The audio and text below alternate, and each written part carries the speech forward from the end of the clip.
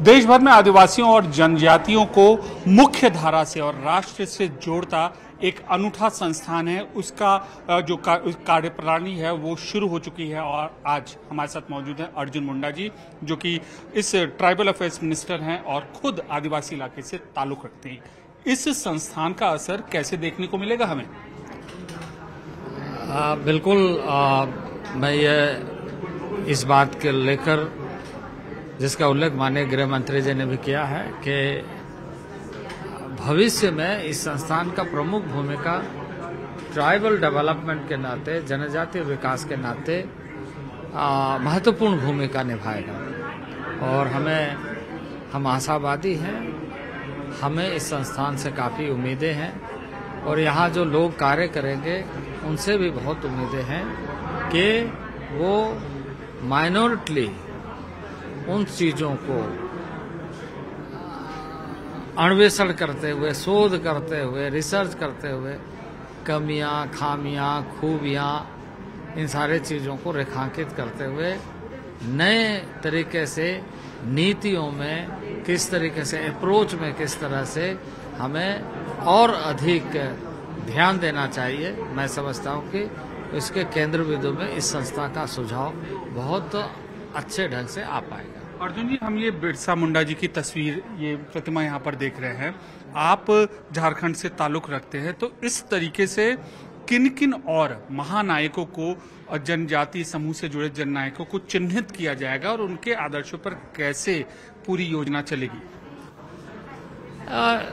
देखिए, मैं आपको ये बता दूं कि ये जो है यहाँ योजना नहीं चलेगी। योजनाओं पर ये देखा जाएगा कि आउटकम क्या आ रहा है, योजनाओं पर परिणाम क्या आ रहा है, और परिणाम नहीं आ रहा है तो इसके पीछे कारण क्या है, तत्व क्या है, इसमें किस जगह में हमें फोकस करने की जरूरत है, किस जगह में और ज्यादा प्रयत्न करने की आवश्यकता है। तो अब मैं समझता हूं कि इसी कार्य के लिए इस संस्थान का बहुत बड़ा उपयोग है। नक्सल प्रभावित इलाकों में, उनका भी जिक्र गृह मंत्री ने किया, नक्सल प्रभावित इलाकों को यह संस्थान कैसे और आगे बढ़ाएगा, वहां के युवाओं को कैसे प्रोत्साहित करेगा? देखिए,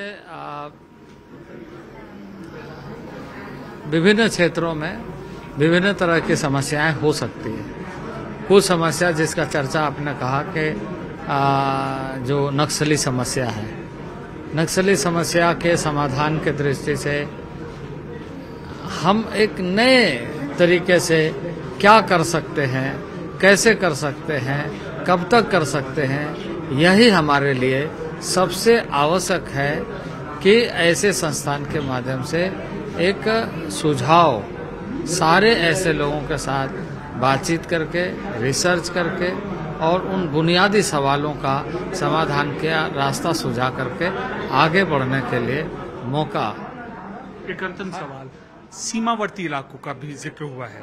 कश्मीर, अरुणाचल प्रदेश, ये जो इलाके हैं वहां पर कैसे धार दी जाएगी, क्योंकि वहां के युवाओं पर तो बहुत ज्यादा ध्यान देने की बात कही जा रही है। इस इंस्टीट्यूट के आने के बाद क्या बदलाव होगा? देखिए, ऐसी संस्थाओं के माध्यम से वैसे सारी चीज़ों को मूल्यांकन किया जाएगा, वैसे सारे चीज़ों को अनुश्रवण किया जाएगा, वैसे सारे चीज़ों को ध्यान में रखते हुए यह कोशिश किया जाएगा कि ऐसे कौन से विषय है जिसको हमें समाधान के लिए ज़्यादा फोकस करना है, ज़्यादा ध्यान देना है और कैसे मेन स्ट्रीम में हमें सबको जोड़ना है।